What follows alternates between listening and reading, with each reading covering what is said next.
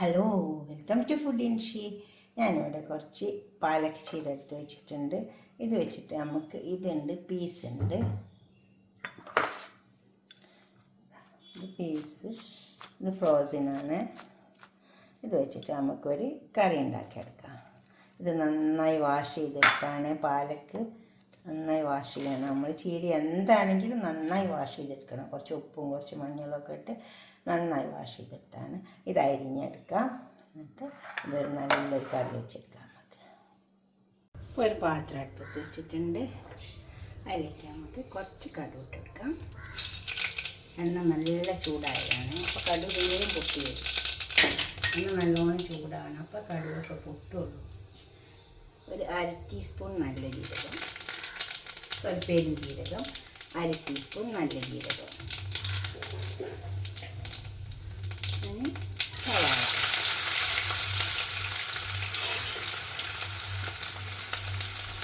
ഇത് ഒരു ചെറിയ സവാളയായിട്ട് അത് മതി.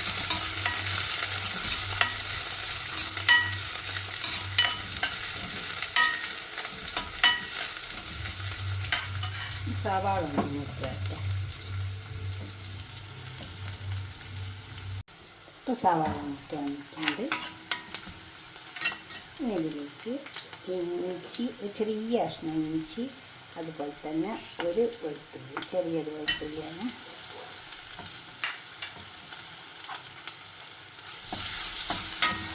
ഒരു തരം വെളുത്തുള്ളി, അത് ചെറുതാണ്.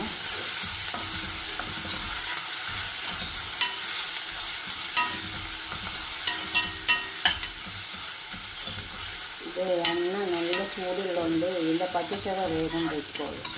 എണ്ണ ചൂടില്ലെങ്കിൽ ഈ പച്ചച്ചവ പോകില്ല, വെളുത്തുള്ളിൻ്റെ എല്ലാം. അപ്പം ചുവ അവിടെ നിൽക്കും.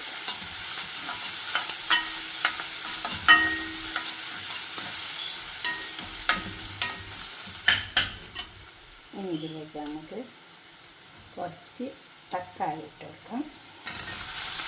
ഇത് ഒരു തക്കാളിൻ്റെ, അതുപോലെ തന്നെ മുളകിൻ്റെ പൊടി, ഇത് കാശ്മീരി മുളക് 1 ടീസ്പൂൺ ഇട്ട് വെച്ചിട്ടുണ്ട്. മല്ലിപ്പൊടി 1 ടീസ്പൂണ്, ഒക്കെ 1 ടീസ്പൂൺ ഇട്ടാൽ മതി. കുറച്ച് മഞ്ഞളുടെ പൊടി, അതും 1 ടീസ്പൂൺ ഇട്ട് വെച്ചിട്ടുണ്ട്. ഇതൊക്കെ നമുക്ക് ഒന്ന് തക്കാളി ഇതിൽ കിടന്ന് നന്നായി വരട്ടെ.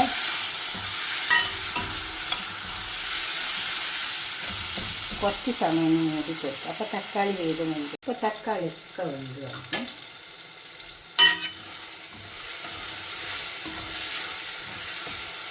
ഇതിലേക്ക് ഉപ്പിട്ട് വെക്കാം.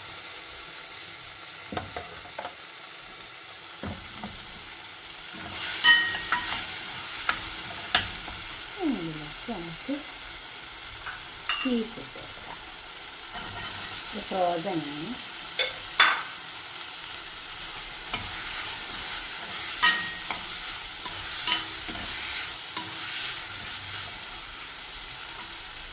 കുറച്ച് വെള്ളം വെച്ചിട്ട് തക്കാളി ആ പീസും ഒക്കെ ഒന്ന് വെന്തട്ടെ. എന്നിട്ട് നമുക്കിതൊന്ന് ക്ലോസ് ചെയ്ത് കൊടുക്കാം.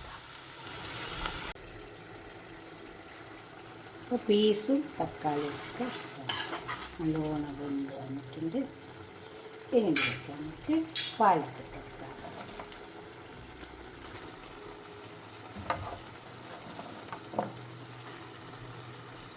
ഇനി നമ്മൾ നന്നായി ഇളക്കി കൊടുക്കാം. എന്നിട്ട് അതിൽ നിന്ന് വെന്തോട്ടെ.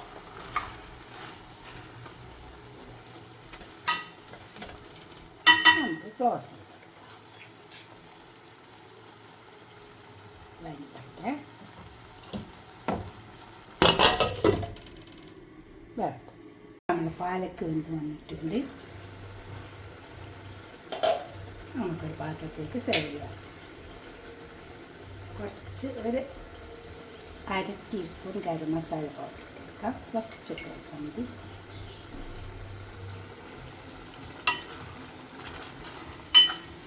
അത് നിർബന്ധമില്ല, വേണ്ടിയവർ മാത്രം ഇട്ടാൽ മതി. പാത്രത്തിലേക്ക് സെർവ് ചെയ്യാം.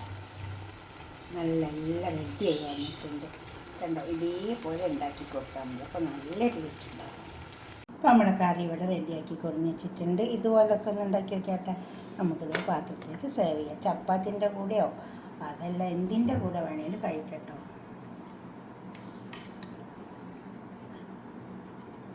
ചോറിൻ്റെ കൂടെ കഴിക്കാം, ചപ്പാത്തിൻ്റെ എന്തില്ല. ഇതിപ്പോൾ ഞാൻ ഫ്രോസൺ എടുത്തു തന്നെ ഉള്ളൂ. സാധാരണ പീസ് നമ്മളൊന്ന് വെള്ളത്തിലിട്ട് കുതിർത്തി എടുത്താൽ മതി. എന്നിട്ട് വേപ്പിച്ചെടുത്തിട്ട് നമുക്ക് ചെയ്യാം കേട്ടോ.